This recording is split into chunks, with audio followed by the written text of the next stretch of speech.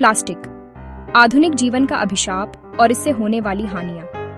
Plastic 20वीं सदी का एक चमत्कारी आविष्कार आज 21वीं सदी में मानवता और पर्यावरण के लिए सबसे बड़े खतरों में से एक बन गया है।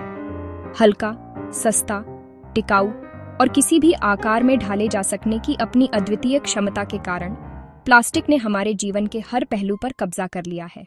पैकेजिंग से लेकर ऑटोमोबाइल, चिकित्सा उपकरण से लेकर खिलौनों तक यह सर्वव्यापी है। लेकिन इसकी यही खासियतें, विशेष रूप से इसका अविनाशी स्वभाव, इसे एक गंभीर पर्यावरणीय और स्वास्थ्य संकट का स्रोत बनाती है। प्लास्टिक से होने वाली हानियां बहुआयामी हैं, जो हमारे पारिस्थितिकी तंत्र, वन्य जीवों और स्वयं मानव स्वास्थ्य को गहराई से प्रभावित कर रही हैं। पर्यावरण पर प्लास्टिक का विनाशकारी प्रभाव। भूमि प्रदूषण। प्लास्टिक कचरे का एक बहुत बड़ा हिस्सा लैंडफिल, कचरे के ढेर में समाप्त होता है। प्लास्टिक को प्राकृतिक रूप से विघटित होने में सैकड़ों से हजारों साल लग जाते हैं। इस प्रक्रिया के दौरान ये छोटे छोटे टुकड़ों में टूटता जाता है, जिन्हें माइक्रोप्लास्टिक कहते हैं। ये माइक्रोप्लास्टिक मिट्टी में मिल जाते हैं, जिससे उसकी उर्वरता कम हो जाती है और भूजल दूषित होता है। प्लास्टिक में मौजूद हानिकारक रसायन जैसे सीसा, कैडमियम और पारा मिट्टी में रिसकर उसे जहरीला बना देते हैं, जो पौधों और उन पर निर्भर जीवों के लिए घातक है। शहरों में प्लास्टिक की थैलियां और बोतलें नालियों और सीवरेज सिस्टम को जाम कर देती हैं, जिससे जलभराव होता है और बीमारियां फैलती हैं। जल प्रदूषण। भूमि पर फेंका गया प्लास्टिक कचरा अक्सर हवा और बारिश के पानी के माध्यम से नदियों, झीलों और अंततः महासागरों में पहुंच जाता है। अनुमान है कि हर साल लाखों टन प्लास्टिक कचरा समुद्र में प्रवेश करता है। ये समुद्री पारिस्थितिकी तंत्र के लिए एक विनाशकारी खतरा है। समुद्री जीव जैसे कछुए, व्हेल, डॉल्फिन और समुद्री पक्षी अक्सर प्लास्टिक के टुकड़ों को भोजन समझकर निगल लेते हैं।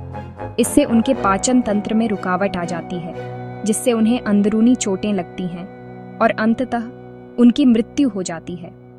इसके अलावा मछली पकड़ने के छौड़े हुए जाल, घोस्ट नेट जैसे बड़े प्लास्टिक कचरे में समुद्री जीव फंसकर दम घुटने से मर जाते हैं।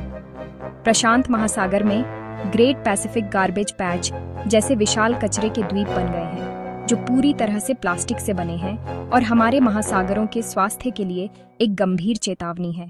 वायु प्रदूषण। प्लास्टिक का उत्पादन और निपटान दोनों ही प्रक्रियाएं वायु को प्रदूषित करती हैं।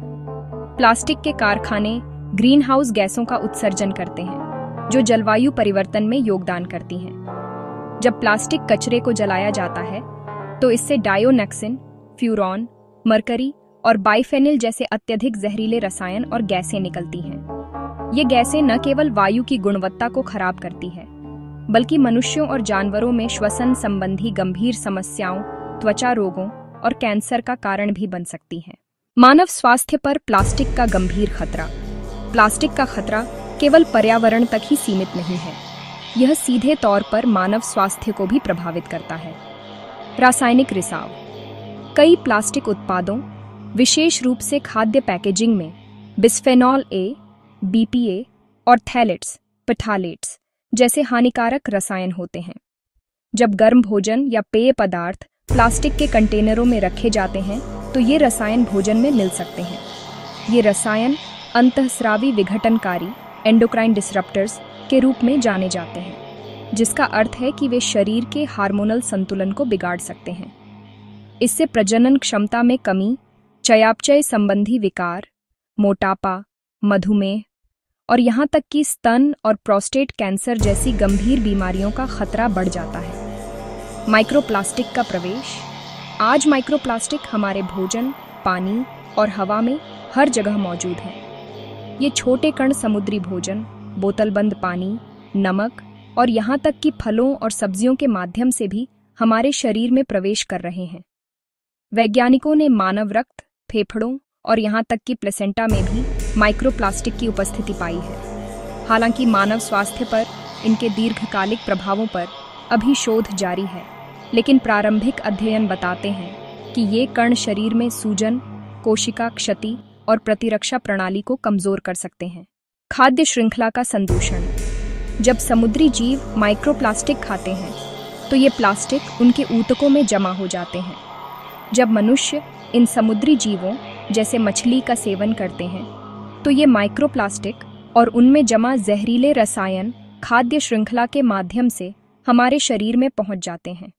ये प्रक्रिया बायोमैग्निफिकेशन कहलाती है और यह खाद्य श्रृंखला में शीर्ष पर मौजूद प्रजातियों यानी मनुष्यों के लिए सबसे अधिक खतरनाक है। इस प्रकार प्लास्टिक जो कभी सुविधा का प्रतीक था, आज हमारे ग्रह के स्वास्थ्य के लिए एक मूक हत्यारा बन गया है। इसका अंधाधुंध उपयोग और अनुचित निपटान एक ऐसे संकट को जन्म दे रहा है जिससे उबरने में हमें सदियां लग सकती हैं। सिर्कला टेक्नोलॉजी प्लास्टिक संकट के समाधान की एक नई पहल। प्लास्टिक प्रदूषण की इसी गंभीर चुनौती का समाधान करने के लिए दुनिया भर में कई संगठन और कंपनियां काम कर रही हैं। इन्हीं में से एक प्रमुख नाम सिर्कला टेक्नोलॉजी का है, जो ब्रांडों को प्लास्टिक पैकेजिंग से हटकर स्थायी और पर्यावरण अनुकूल विकल्पों की ओर ले जाने में मदद कर रही है। सिर्कला टेक्नोलॉजी की स्थापना 21 मार्च 2023 को हुई थी। अपनी स्थापना के बाद से ही यह कंपनी व्यवसायों को उनके प्लास्टिक फुटप्रिंट को कम करने के लिए अभिनव समाधान प्रदान करने में लगी हुई है। सिर्कला टेक्नोलॉजी का समाधान क्या है? सिर्कला का मुख्य उद्देश्य पैकेजिंग उद्योग में एक चक्रीय अर्थव्यवस्था सर्कुलर इकोनॉमी को बढ़ावा देना है।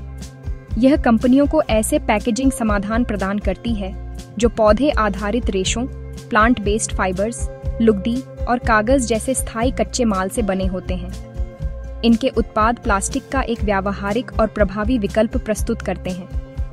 इनके कुछ प्रमुख समाधानों में शामिल हैं फाइबर आधारित ट्रे, मांस, रेडी टू ईट भोजन और अन्य खाद्य उत्पादों के लिए ट्रे जो प्लास्टिक ट्रे की जगह ले सकती हैं। डेयरी टब, दही और आइसक्रीम जैसे उत्पादों के लिए कागज आधारित tub. Compostable coffee capsule, single use plastic और एल्यूमिनियम कैप्सूल का एक पर्यावरण अनुकूल विकल्प। बिस्किट इंसर्ट और स्कूप्स, पारंपरिक प्लास्टिक पैकेजिंग का स्थायी विकल्प। सिर्कला टेक्नोलॉजी के समाधानों की खासियत यह है कि वे न केवल पर्यावरण के लिए बेहतर हैं, बल्कि प्रदर्शन और लागत के मामले में भी प्लास्टिक के साथ प्रतिस्पर्धा करते हैं। कंपनी यह सुनिश्चित करती है कि उनके द्वारा प्रदान किए गए विकल्प मौजूदा उत्पादन लाइनों के साथ आसानी से संगत हों, ताकि ब्रांडों को स्थायी पैकेजिंग अपनाने के लिए बड़े पूंजीगत निवेश की आवश्यकता न हो। संक्षेप में, सिर्कला टेक्नोलॉजी अपनी स्थापना के बाद से ही प्लास्टिक कचरे की समस्या को जड़ से खत्म करने की दिशा में काम कर रही है और ब्रांडों को व्यापार और पर्यावरण के बीच संतुलन बनाने में मदद कर रही है।